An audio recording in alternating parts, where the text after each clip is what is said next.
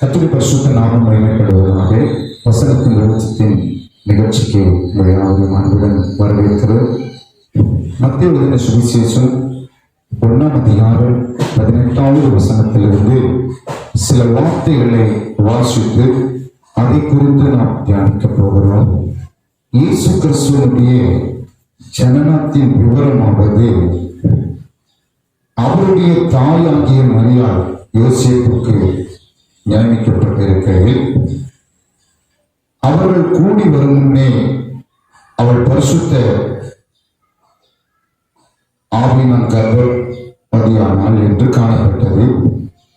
அவள் புருஷனாகிய யோசேப்பு நீதிமானாய் இருந்து அவளை அவமானப்படுத்த மனதில்லாமல் ரகசியமாய் அவளை தள்ளிவிட யோசனையாக இருந்தான். அவன் இப்படி சிந்தித்துக் கொண்டிருக்கையில் கர்த்தருடைய தூதன் சொப்பனத்தில் அவனுக்கு காணப்பட்டு, தாவீதின் குமாரனாகிய யோசேப்பே, உன் மனைவியாகிய மரியாளை சேர்த்துக் கொள்ள ஐயப்படாதே. உற்பத்தியாயிருக்கிறது பரிசுத்த ஆவியினால் உண்டானது. அவள் ஒரு குமாரனை பெறுவாள். அவருக்கு இயேசு என்று பெயரிடுவாயாக. ஏனெனில் அவர் தமது ஜனங்களின் பாவங்களை நீக்கி அவர்களை ரட்சிப்பார் என்றார். தீர்க்கதரிசியின் மூலமாய் கர்த்தரால் உரைக்கப்பட்டது நிறைவேறும்படி இதெல்லாம் நடந்தது. அவன் இதோ ஒரு கன்னிகை கர்ப்பவதியாகி ஒரு குமாரனை பெறுவாள். அவருக்கு இம்மானுவேல் என்று பெயரிடுவார்கள் என்று சொன்னான். இம்மானுவேல் என்பதற்கு தேவன் நம்மோடு இருக்கிறார் என்று அர்த்தம். யோசேப்பு நித்திரை தெளிந்து எழுந்து கர்த்தருடைய தூதன் தனக்கு கட்டளையிட்டபடியே தன் மனைவியை சேர்த்துக் கொண்டு அவள் தன் முதற் பேரான குமாரனை பெருமளவு அவளை அறியாதிருந்து அவருக்கு இயேசு என்று பெயரிட்டான்.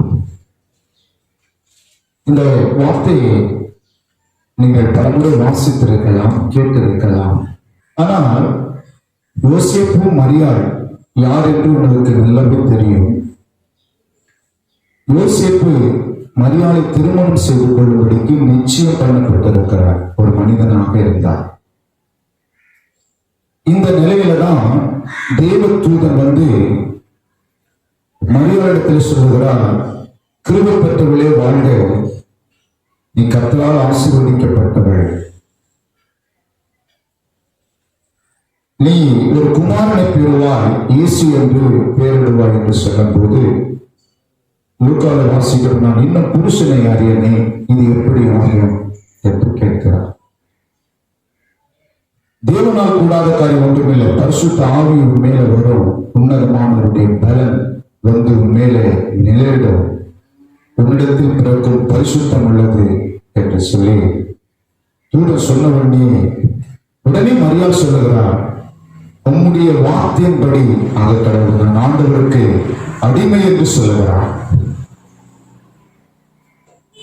இதை நம்ம லூக்காவிலே வாசிக்கிறோம். இப்போ இந்த இடத்துல வாசித்த வேத வசனங்களை பார்க்கிறது, யோசேப்பு நீதிமானாக இருந்து மரியாள் கர்ப்பவதியானாள் என்று அறிந்து யோசேப்பு நீதிமானாக இருந்து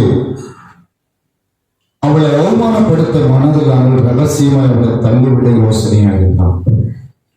இந்த யோசேப்பு ஒரு நீதிமானாக வாழ்ந்த மனிதன். நியாயப்பிரமாண காலத்தில் அநேகரால் நீதிமான்களால் வாழ முடியவில்லை.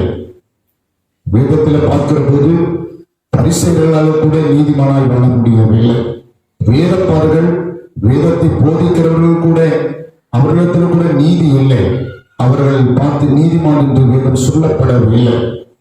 ஆனால் இந்த யோசேப்பு நீதிமானாக வாழ்ந்தார் என்று வேதம் சொல்லுகிறது.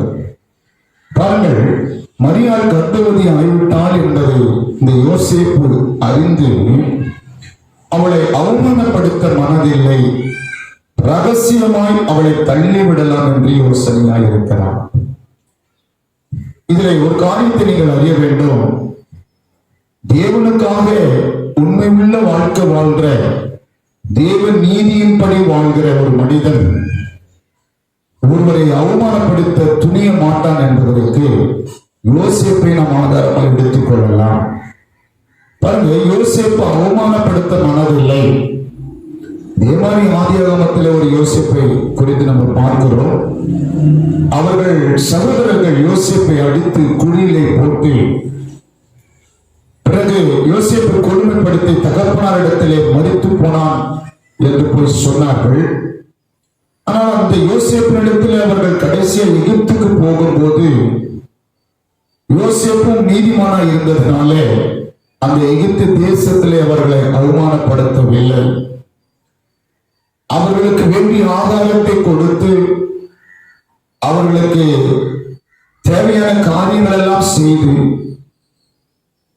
அவர்கள் தவறுகளை மன்னித்து அவர்களை தன் பக்கமாய் சேர்த்துக் கொண்டார் என்று ஆதியாகமத்திலே நம்ம வாசிக்கிறோம்.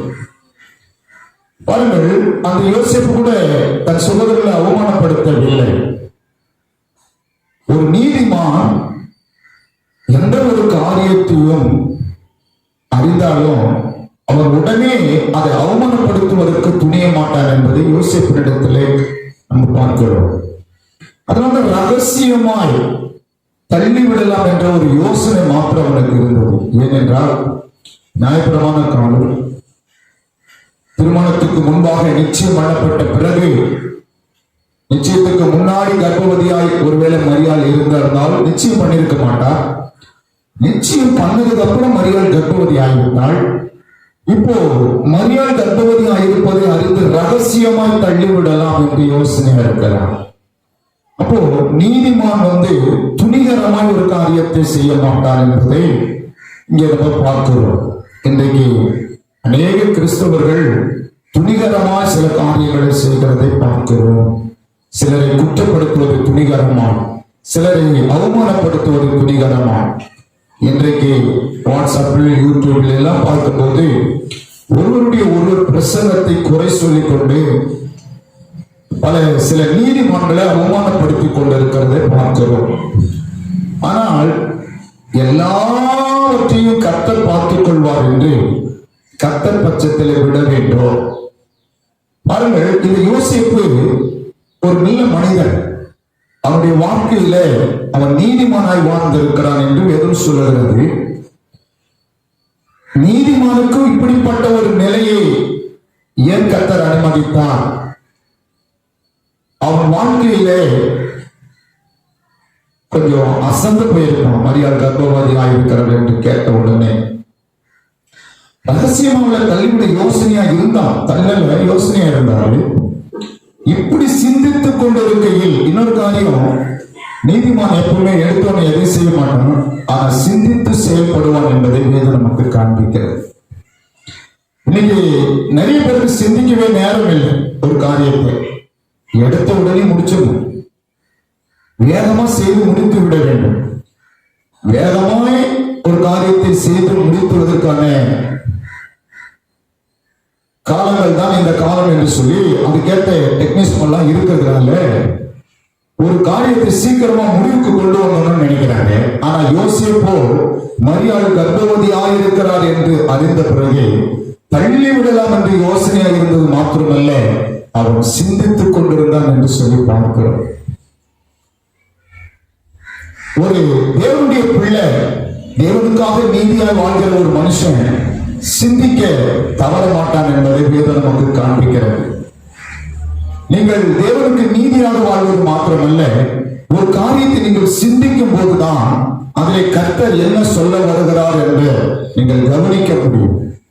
இன்றைக்கு சிலர் செபிக்கிறார்கள், வேகமா சில காரியங்களை செய்து விடுகிறார்கள், சிந்திப்பதில்லை, யோசிப்பதில்லை. தேவ சமூகத்தில் போய் இது எப்படி ஆகும், கர்த்தர் இதற்கு என்ன தீர்வை கொண்டு வருவார் என்று எந்த ஒரு காரியத்திற்கும் பொறுமை இல்லாத மனிதர்களை தான் நம்ம பார்க்கிறோம். ஆனால் இந்த யோசேப்பு அவன் இப்படி சிந்தித்துக் கொண்டிருக்கையில தான் கர்த்தருடைய சித்தமே அங்க வருது, கர்த்தருடைய வேலையே வருது, கர்த்தர் பேச வருகிறார்.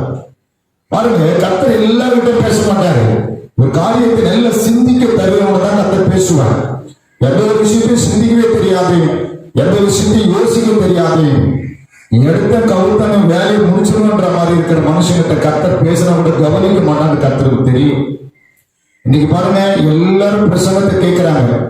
எத்தனை பேர் அதை ஆழமா கவனிக்கிறாங்க? சில பேர் அதை கேட்க கூட மனம் இல்லை என்பது புரிகிறது. ஆனால் இந்த யோசேப்பு சிந்தித்துக் கொண்டிருக்கையில தான் கர்த்தருடைய வார்த்தை அவனுக்கு வருது. கர்த்தருடைய வார்த்தை இறங்கி வருது. அவர் இறங்கி வந்து கர்த்தருடைய வார்த்தை தூதன் கொண்டு வருகிறார். பாருங்க, இப்படி சிந்தித்துக் கொண்டு இருக்கையிலே சிந்தித்துக் கொண்டு அவர் தூங்குறார்.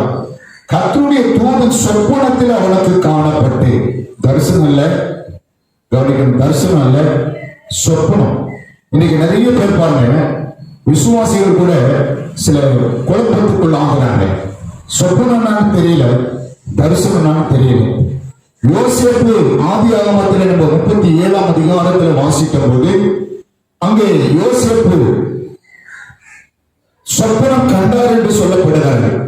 யோசேப்பு எதிர்காலத்தை குறித்த ஒரு சொப்பனத்தை யோசேப்புக்கு கர்த்தர் காண்பித்தார் என்று சொல்லி பார்க்கிறோம். அந்த சொப்பனம் என்பது தூங்கும் போது உறங்கும் போது வரக்கூடிய ஒன்றாக இருக்கிறது. தரிசனம் என்பது ஜெபிக்கும் போது, அல்லாவிட்டால் நாம் ஒரு காரியத்தை பார்த்து கொண்டிருக்கிற போது அதுதான் சொப்பனம். அந்த தரிசனம் ஒரு விஷயத்தை பார்க்கும் போது நேரடியா பார்க்கணும், அது தரிசனம். அதே நம்ம தூங்கிக்கிட்டு நம்ம தூக்கத்துல சொப்பனத்துல அது தூக்கத்துல பார்க்கறோம், அது பேர் சொப்பனம். தரிசனம் வேறு, சொப்பனம் வேறு. இங்கே அவனுக்கு காணப்பட்டு சொப்பனத்தில் அவனுக்கு காணப்பட்டு, சொப்பனத்தில் வர்றது யாரு? தேவ தூதன். இன்னைக்கு நிறைய பேர் சொப்பனம்ன்றாங்க, அவங்க வந்தாங்க, இவங்க வந்தாங்க, மரித்தவர்கள் வந்தாங்கன்னு சொல்றாங்க. சில பேர் அவங்க வந்து இன்னைக்கு பேசினாங்கன்னு சொல்றாங்க. நிறைய விசுவாசிகளுக்கு இன்னும் புரியல, சொப்பனத்துல மரித்தவங்க எல்லாம் வரமாட்டாங்க. சாத்தாதான் அப்படிப்பட்ட ஒளியின் தூதன் வேஷத்தை தரித்து வருவோம். ரொம்ப ஜாக்கிரதையாக நீங்கள் இருக்க வேண்டும். கர்த்தருடைய பரிசுத்த நாமம் மகிமைப்படுவதாக.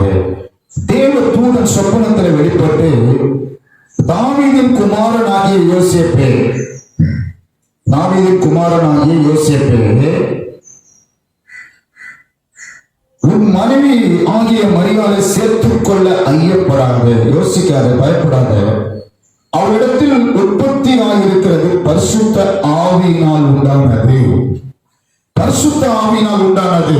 அவளிடத்தில் உற்பத்தியா இருக்கிறது பரிசுத்த ஆவியினால் உண்டாயிருக்கிறது அப்படின்னு சொல்லிட்டு அவள் ஒரு குமாரனை பெறுவாள். அவருக்கு இயேசு என்று பெயரிடுவாயாக. ஏனெனில் அவன் தமது ஜனங்களின் பாவங்களை நீக்கி ரட்சிப்பான், ரட்சிப்பான். இது ஏன் இப்படி நடக்குது, ஏன் இப்படி ஆச்சு அப்படின்னு தேவத்துக்கு சொல்றாரு. தீர்க்கதரிசிகள் மூலமாக கர்த்தரால் உரைக்கப்பட்டது நிறைவேறும்படி இதெல்லாம் நடக்குது.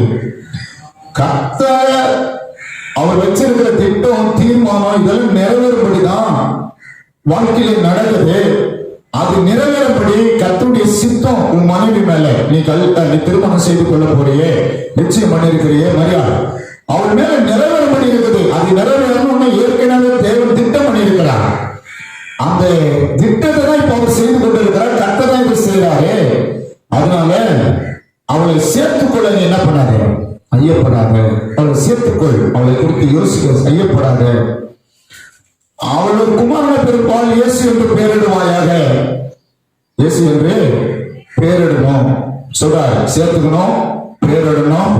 அதான் சொல்றாரு பாருங்க, தமது ஜனங்களின் பாவங்களை நீக்கி ரட்சிப்பார். தீர்க்கதரிசி மூலமா கர்த்தர் உரைக்கப்பட்ட நிறைவேறும்படி இப்படி நடந்தது. இதோ ஒரு கன்னிகை கர்ப்பவதியாக ஒரு குமாரனை பெறுவாள், அவருக்கு இம்மானுவேல் என்று பெயரிடுவார் என்று சொன்னது யாரு? ஏசாயா தீர்க்கதரிசி புத்தகத்தில் எழுதப்பட்டிருக்கிறது. இம்மானுவேல் என்பதற்கு தேவன் நம்மோடு கூட இருக்கிறார். யோசேப்பு இந்த வார்த்தையை சொல்லி யோசேப்புக்கு தேவதூதன் மறைந்து விட்டார். யோசேப்பு நித்திரை தெளிந்து எழுந்தார். தூதன் தனக்கு கட்டளையிட்டபடியே தன் மனைவியை சேர்த்துக் கொண்டு அவள் தன் முதற் பேரான குமாரனை பெருமளவும் அவளை அறியாதிருந்து அவருக்கு இயேசு என்று பெயரிட்டார். பாருங்கள், இங்கே பார்க்கிறோம் யோசேப்பு முதலாவது நீதிமானா இருந்தான் என்று சொல்லி பார்க்கிறோம். நீதிமான் துணிகரமாய் ஒரு மனிதனை அவமானப்படுத்த மாட்டான். இன்றைக்கு நீதியை குறித்து பிரசங்கிக்க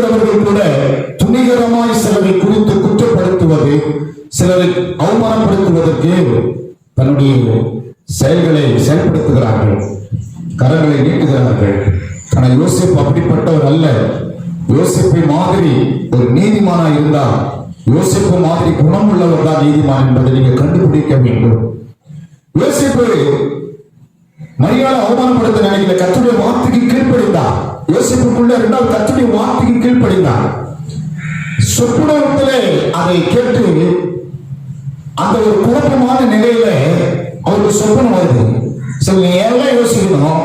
இதுல ஒரு ரகசியம் உங்களுக்கு நான் சொல்லி தரேன். உங்க வாழ்க்கையில எப்பெல்லாம் ரொம்ப குழம்பி போறீங்களோ அப்பெல்லாம் நல்லா செவிச்சுட்டு படுங்க. கர்த்தர் உங்களுக்கு சொப்பனத்துல பேசுவார். அவனே குழம்பி போயிருக்கிறான். என்ன ஆயிடுச்சு? நிச்சயம் பண்ணிட்டு வந்தோம், இப்ப கர்ப்பவதி ஆயிட்டாலே ஒரு குழப்பம் இருக்கும். யோசேப்பு வாலிபம் கூட, அவன் ஒரு முதியவன் கிடையாது, இல்ல வாழ்க்கையில பல காரியங்களை அனுபவிச்சவன் கிடையாது, வாலிபன். அப்பதான் விவாதம் பண்றதுக்காக, திருமணம் செய்வதற்காக நிச்சயம் பண்ணிட்டு வந்திருக்கிறாரு. இப்ப இந்த வாலிபனா இருக்கிற இந்த நாட்கள்ல எந்த அனுபவம் கிடையாது பாருங்க. உலகத்திலே பிராக்டிகலான லைஃப்ல கூட அவருக்கு அவ்வளவு அனுபவம் இல்லை. ஆனால் அந்த நாள்ல அந்த வாலிபன் குழப்பமா இருந்திருப்பாரு. இன்னைக்கு வாலிப பிள்ளைகளை பாக்குறேன் இல்லையா, ஒருத்தரை பார்த்தாலே நைட்டுக்கெல்லாம் தூங்க மாட்டாங்க. சோ அப்படிதான் இந்த காலத்துல இருக்குது. ஒருத்தரை பார்த்தாலே அந்த நினைவாக இருப்பாங்க. சில விதமான குழப்பங்கள் வாலிபர்களுக்கு. இப்படி பல குழப்பங்கள் வருகிற சூழ்நிலையிலே ஒரு சொப்பனத்தை விளங்கிக் கொள்ளக்கூடிய அளவுக்கு யோசேப்பு இருந்திருக்கிறார் என்பதை வேதம் நமக்கு காண்பிக்கிறது. யோசேப்பு நித்திரை தெளிந்து எழுந்து கர்த்தருடைய தூதன் தனக்கு கட்டளை இட்டபடி தன் மனைவி சேர்த்துக் கொண்டார் என்று சொல்லப்படுகிறது. யோசேப்பு சொப்பனத்துல அப்ப குழப்பமான நிலையில இந்த சொப்பனத்தை அவர் காண்கிறார். உங்களுக்கு ஒரு ரகசியத்தை நீங்கள் அறிந்து கொள்ள வேண்டும். உங்க வாழ்க்கையில எந்த காரியத்தை குறித்து ரொம்ப கலங்கி இருக்கிறீங்க, குழப்பமான நிலையில் இருக்கிறீங்க, ஆண்டவரை செபித்துட்டு ஆண்டவரை நீர் இதற்கு ஒரு தீர்வு கூட சொல்லி அதை சிந்தனையில நீங்க வைக்கும் போது அதை சிந்தித்துக் கொண்டிருப்பீர்களா, நிச்சயமா கர்த்தர் உங்களுக்கு அந்த குழப்ப நிலையிலே தேவன் உங்களுக்கு வழியை காண்பிக்கலாம். இப்போ சில பேர் பாருங்க, குழப்பம் வரும்போது அந்த குழப்பத்தை தான் நிறைய முடிவுகள் எடுப்பாங்க. ஆனால் தேவனாகிய கர்த்தர் அந்த யோசேப்புக்கு சொன்னபடியே யோசேப்பு செய்வான். யோசேப்பு நீதிமான், தேவனுடைய வார்த்தைக்கு கீழ்ப்படுகிறவர். அது மாத்திரமல்ல, முழுக்க முழுக்க தேவனுடைய வார்த்தையிலே வழி விலகாமல் பெசகாமல் அதற்கு கீழ்ப்படிந்து அப்படியே தன் வாழ்க்கையை ஒப்புக் கொடுத்த ஒரு வாலிபன் என்று பார்க்கிறோம். அவர் தன் முதல் பேரான குமாரனின் பெருமளவும் அவளை அறியாதிருந்து அவருக்கு இயேசு என்று பெயரிட்டார். பாருங்க, யோசேப்பு சிந்தித்துக் கொண்டிருக்கிறார் ஒரு காரியத்தை குறித்து. என்ன சிந்திக்கிறாரு? அவளை அவமானப்படுத்த மனதில்லாமல் ரகசியமா தள்ளிவிட யோசனையா இருக்கும் போது இப்படி சிந்தித்துக் கொண்டிருக்கிறார். இவர் இதை சிந்திக்கிறாரு. ஆனா மரியாள் எதை சிந்திக்கிறான்னு சொல்லி வேறு சொல்லுக்கு தெரியுமா? நீங்க லூக்காவுல ஒரு வசனத்தை வாசித்து பாத்தீங்கன்னா, மரியாள் பாருங்க சில காரியங்களை மரியாள் சிந்திக்க ஆரம்பித்து விட்டார். மரியாளும் சிந்திக்கிற ஒரு காரியம் மரியாளுக்குள்ள இருக்குது. ஒரு வாலிப பெண்ணா இருந்தாலும் சில விஷயங்களை சிந்தித்து செயல்படக்கூடிய ஒரு காரியம் அவளோட கூட இருக்கிறது. லூக்காவை நம்ம வாசிக்கிறோம். மெய்ப்பராலே தங்களுக்கு சொல்லப்பட்ட லூக்கா 2ஆம் அதிகாரத்துல கேட்ட யாரும் அவளுக்கு ஆத்திரப்பட்ட மரியாளோ இந்த சந்ததி எல்லாம் தன் இருதயத்துல வைத்து சிந்தனை பண்ணினாள். மரியாதை சிந்திக்கிற ஒரு அந்த தன்மை இருக்குது பாருங்க. மரியாதை எல்லாவற்றையும் சிந்தித்து செயல்படுகிறவர். சிந்திக்கிற ஒரு மனுஷன் தான் தேவனுடைய வார்த்தையை புரிந்து கொள்ள முடியும். சிந்திக்கணும். கிறிஸ்துவ பிள்ளைகளுக்கு நல்ல சிந்தனை இருக்கணும். ஆனா பவுல் சொல்றார், கிறிஸ்து இயேசுவில் இருந்த சிந்தையிலே நீங்கள் இருக்க வேண்டும் என்று சொல்லி, கிறிஸ்து இயேசுக்கு உண்டான சிந்தை உங்களுக்கு உண்டாக வேண்டும் என்று சொல்லுகிறார். தேவனுடைய பிள்ளைகளுடைய சிந்தனை சரியில்லை. அதனாலதான் தேவனுடைய வார்த்தையை கேட்கக்கூடாதபடிக்கு இருளடைந்திருக்கிறார்கள். தேவனுடைய வார்த்தையை தள்ளிவிடுகிற ஒரு காலகட்டத்தில் இருக்கிறார்கள். ஆனால் சிந்திக்கக்கூடிய ஒரு அனுபவம் உங்களுக்கு வர வேண்டும் என்று இந்த வேலையிலே கர்த்தர் சொல்கிறார். பாருங்க, அடுத்ததாக இந்த மரியாளும் யோசேப்பும் இந்த இயேசு கிறிஸ்துவை பெற்றெடுக்க வரையிலும் அவர்கள் அறியாது இருந்தார்கள். தெளிவப்படப்பட்டிருக்கிறது, குமாரனை பெருமளவும் அவளை அறியாதிருந்து அவருக்கு இயேசு என்று பெயரிட்டான். மரியாதை சேர்த்துக்கிட்டான். மரியாதை சேர்த்துக்கிட்டு திருமணம் செய்து கொண்டாச்சு. மரியாதை யோசிப்பு செய்து கொண்டு, ஆனால் இயேசு கிறிஸ்துவை பெற்றெடுக்க வரையிலும் அவளை அறியாமல் இருந்தார். இந்த வாழ்க்கையை குறித்து நீங்கள் எப்படி யோசிக்கிறீர்கள்? இதை சரீர பிரகாரமாக, மாம்ச பிரகாரமாக யோசிக்காமல் ஒரு ஆவிக்குரிய பிரகாரமாக நீங்கள் இந்த வாழ்க்கையை யோசித்து பாருங்கள். ஒரு வாலிப பெண், ஒரு வாலிப மகன், இருவருக்கும் திருமணம் ஆகிறது. ஆனால் யோசேப்பு தெளிவா இருந்திருந்தால் மரியாள் கர்ப்பவதியாக இருக்கிறார், பரிசுத்த ஆவியில கர்ப்பவதியாக இருக்கிறார். ஆனால் அந்த இயேசுவை பெற்றெடுக்கிற வரையிலும் யோசேப்பு மரியாதை அறியாதிருந்தான். ஆனால் யோசேப்பு வேற எங்கேயும் இல்லை, மரியாள் வேற எங்கேயும் இல்லை, இருவரும் ஒன்றாதான் இருக்கிறாங்க. இருவரும் ஒன்றா சேர்க்கப்பட்டது. அவன் தூதன் தனக்கு கட்டளையிட்டபடி தன் மனைவியை சேர்த்து கொண்டு என்று சொல்லப்படுகிறது. மரியாதை நீ அங்க வருகிற இயேசு கிறிஸ்துவை பெற்றெடுத்துட்டு பிறகு அவரை வளர்த்து அதுக்கப்புறம் அவர் என்ன சித்தர் போனதுக்கு அப்புறமாக நான் திருமணம் செய்து கொண்டு அப்புறம் சேர்த்துக்கிறேன். ஒருவேளை சொப்பனத்துல கர்த்தர் பேசி இருக்கிறாரு, உங்கள்கிட்ட பரிசுத்த ஆவியில் நிரம்பினபடிதான் கர்ப்பம் தரிக்கப்பட்டிருக்கிறேன், நீ பெற்றெடுக்க போறது தேவனுடைய குமாரனை தான். இதெல்லாம் முடிந்ததுக்கு அப்புறம் நான் உன்னை சேர்த்துக் கொள்றேன் கர்த்தர் சொல்லியிருக்கிறார். சேர்த்துக் கொள்றனால உடனே கீழ்ப்படிந்து அவளை சேர்த்துக் கொண்டான், தன் மனைவியை சேர்த்துக் கொண்டார். அப்போ ஒரு கணவனும் மனைவியுமாக ஒரு வீட்டில் வாழ்றாங்க. ஆனால் வாலிப பிள்ளைங்க அவனுடைய உணர்வுகளை குறித்து நீங்கள் எப்படி யோசிக்கிறீங்கன்னு தெரியல, அவனுடைய சரிய உணர்ச்சி பிரமான காரியங்களை பற்றி எப்படி யோசிக்கிறீங்கன்னு தெரியல. ஆனால் எப்படி இந்த இயேசுவை பெற்றெடுக்கிற வரையிலும் அவளை அவன் அறியாது இருந்தான் என்று போடப்பட்டிருக்கிற வார்த்தை மிக முக்கியமான வார்த்தையாக நீங்கள் எடுத்துக்கொள்ள வேண்டும். பாருங்க, எந்த அளவுக்கு ஒரு வாலிபன் தன்னுடைய அந்த வாலிபன் இயேசுக்காக தன்னுடைய சரீர உணர்ச்சிகள் அடக்கிக் கொண்டு தனக்குள்ளே ஏற்படுகிற மாம்ச உணர்வுகளை கட்டுப்படுத்திக் கொண்டு மரியாள் இயேசுவை பெற்றெடுக்க வரையிலும் அறியாது இருந்தார். பார்க்கிறோம், இயேசு பிறந்ததுக்கு அப்புறம் மரியாளுக்கு பிள்ளைகள் பிறந்திருக்காங்க தானே, பிள்ளைகள் பிறந்திருக்கிறது வேதத்துல பார்க்கணும் இல்லையா? அப்படியான சற்று ஆழ்ந்த யோசித்து பார்க்க வேண்டும். அப்ப இந்த யோசேப்பு எப்படிப்பட்டவனா? நீதிமான மட்டுமல்ல, சிந்தித்துக் கொண்டிருக்கிற மனிதன் மாற்றமல்ல, தேவனுடைய வார்த்தைக்கு கீழ்ப்படுகிறவன் மாத்திரமல்ல, அதையும் தாண்டி தேவனுக்காக தன் வாழ்க்கையை சில சரீரத்தில் வருகிற உணர்ச்சிகளை கட்டுப்படுத்தினவனாக தன்னுடைய வாழ்க்கையை தியாகம் செய்கிறவனாக இருக்கிறான் என்பதை காண முடிகிறது. இன்றைக்கு கிறிஸ்துவ சமுதாயத்தில் இப்படிப்பட்ட வாலிபர்களை இல்லாவிட்டால் முதியோர்களை பார்க்க முடிகிறதா? இதுதான் ஆண்டவர் இன்றைக்கு தேடிக்கொண்டிருக்கிறார். இப்படிப்பட்ட நீதிமான் இயேசுவுக்கு தேவையா இருக்கிறது, இப்படிப்பட்ட தேவ பிள்ளைகள் இயேசுவுக்கு தேவையா இருக்கிறார்கள். மரியாள் நல்லா யோசித்து பாருங்க, மரியாள் உடனே தேவனுடைய வார்த்தைக்கு கீழ்ப்படிந்தாலே ஆண்டவர் ஒரு விஷயத்தை பாருங்க, அவர் கட்டாயப்படுத்துகிறவர் அல்ல, அவர் பேசுறவர் தான். லூக்காவை வாசிக்கும் போது மரியாள் இடத்துல தேவதூதன் சொல்றான், யோசேப்பு இடத்துல தேவதூதன் வந்தது போல மரியாள் இடத்துல தேவதூதன் வந்தார். ஆனா மரியாள் இடத்துல தேவதூதன் எப்படி வந்தார்? சொப்பனத்துல வரல. அங்க வாசிக்கிறோம், அவர் திடீர்னு வீட்டுல நிக்கிறார். மரியாள் இந்த வீட்டுல அங்க நிக்கிறத வாசிக்கிறோம் இல்லையா? 1ஆம் அதிகாரத்துல நம்ம வாசிக்க முடிகிறது. 28ஆம் வசனம், அவள் இருந்த வீட்டில் தேவதூதன் பிரவேசித்து கிருபை பெற்றவளே, வீட்டுல வந்தார், கிருபை பெற்றவளே கர்த்தர் உம்மோடு கூட இருக்கிறார், ஸ்திரீகளுக்கு நீ ஆசீர்வதிக்கப்பட்டவள் என்றார். 29ஆம் வசனம், அவளோ அவனை கண்டு அவன் வார்த்தையினால் கலங்கி இந்த வார்த்தைகள் எப்படிப்பட்டது என்று சிந்தித்துக் கொண்டிருந்தான். பாருங்க, மரியாளுக்கும் அந்த யோசேப்பு மாதிரி சிந்திக்கிற ஒரு தன்மை இருக்குது, வேதம் காண்பிக்கிறது. இன்றைக்கு கணவன் மனைவி 2 பேருமே சிந்திக்கிற ஒரு தன்மையோடு வாழணும்.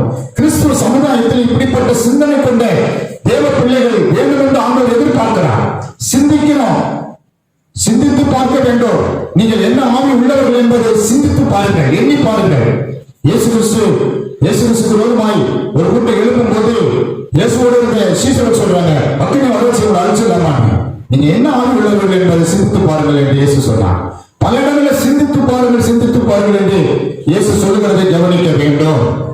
அப்படியானால் இந்த வாழ்த்துதல் எப்படிப்பட்டது என்று சிந்தித்துக் கொண்டிருந்தார்.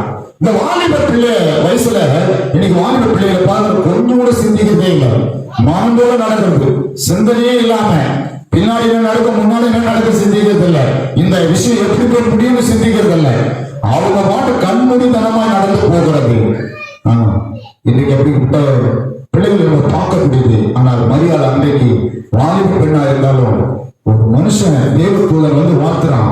இந்த வார்த்தைகள் எப்படிப்பட்டது என்று சிந்தித்தா, அவர் சிந்திக்கிற கொஞ்ச நேரத்துல மறுபடியும் தேவதூதன் அவளை நோக்கி, மரியாதை பயப்படாதே, நீ தேவனிடத்துல கிருபை பெற்றா, இதோடு கர்ப்பவதியாக இருக்குமாறு பெறுவாருக்கு இயேசு என்று பெயரிடுவார்கள். அவர் பெரியவராக இருப்பார், உன்னதமானுடைய குமாரன் எனப்படுவார். கர்த்தராகிய தேவன் அவருடைய பிதாவாகிய தேவன் சிங்காசனத்தை அவருக்கு கொடுப்பார்.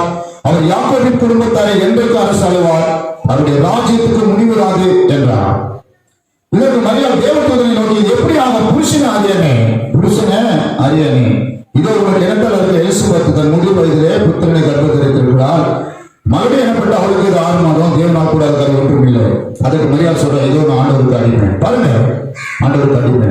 எந்த அளவுக்கு அவன் வாழ்க்கையில மரியாள் யோசேப்பை கேட்டு நான் சொல்றேன், எனக்கு நிச்சயமாகப்பட்டிருக்குது, இன்னும் நான் புருஷனாக இருந்தா சொல்றேன், நிச்சயமாகப்பட்டிருக்குது, எனக்கு இப்படியெல்லாம் ஒரு காரியம் இருக்குது.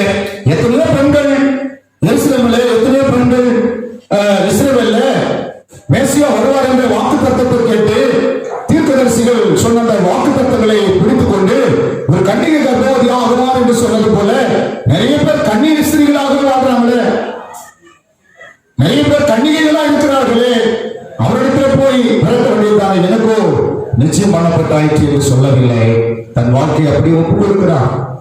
தன் வாழ்க்கையை ஒப்புக்கொள்ள ஆண்டுடைய வார்த்தைக்கு அடிமை. இன்றைக்கு யோசிப்பு மரியாதை போல யாக்கத்துடைய வார்த்தைக்கு கீழ்ப்படிந்தார்கள். நிறைய காரியங்களை யோசிப்பு மரியாள் வாழ்க்கையிலே நாம் கற்றுக்கொள்ள வேண்டியது அவசியமா இருக்கிறது. எனவே எனக்கு அன்பான கர்த்தருடைய பிள்ளைகளை, வேத வசனங்களை வாசிக்கிறவங்கள மட்டும் இருக்காதீங்க, கேட்கிறவங்கள மட்டும் இருக்காதீங்க, அதை சிந்தித்து அதற்கு கீழ்ப்படிகளா இருங்க. வேறு ஒரு வார்த்தை சொன்ன உடனே, ஆண்டவரே உடைய வார்த்தையின்படி நான் வலையை போடுகிறேன் என்று கீழ்ப்படிந்தான். ஆனா மீனை பிடித்த உடனே ஆண்டவர் யார் என்பதை சிந்திக்க ஆரம்பித்து விட்டான். எனக்கு அன்பான தேவனுடைய பிள்ளைகள், இந்த காலவேளையிலே கர்த்தருடைய வார்த்தைக்கு உங்களை ஒப்புக் கொடுக்க வேண்டும். மீண்டும் மரியாள் யோசேப்பை குறித்து நாம் தியானிக்க போகிறோம். நேரமாய்விட்டது. கண்கள் மூடி செபிப்போம். பரிசுத்தமுள்ள பரலோக பிதாவே, உமக்கு ஸ்தோத்திரம். இயேசு கிறிஸ்துவின் நாமத்தினாலே நான் ரட்சிக்கிறோம். ஆண்டவரே, யோசேப்பு நீதிமானாய் இருந்து அவளை அவமானப்படுத்த மனதில்லாமல் சேர்த்துக் கொண்டான். கர்த்தருடைய வார்த்தைக்கு கீழ்ப்படிந்தான், சிந்தித்தான், சொப்பன கண்டான். ஆண்டவர் யோசேப்பை மாதிரி ஒரு நல்ல நீதிமானாய் வாழ, கீழ்ப்படிதலோடு வாழ, ஆண்டவர் மரியாதை மாதிரி ஆண்டவருக்கு அடிமையாக தன் வாழ்க்கையை ஒப்புக் கொடுக்க, இப்படிப்பட்ட வாழ்க்கை வாழ இன்றைக்கு கிறிஸ்துவ சமுதாயத்துக்கு கொடுக்கும்படி நான் சொல்லிக்கிறேன். ஆண்டவரே, நீ அப்படி செய்கிற கிருபைக்காக ஸ்தோத்திரம். இயேசுவின் நாமத்தில் ஜெபிக்கிறோம் நல்ல பிதாவே. ஆமென். God bless you.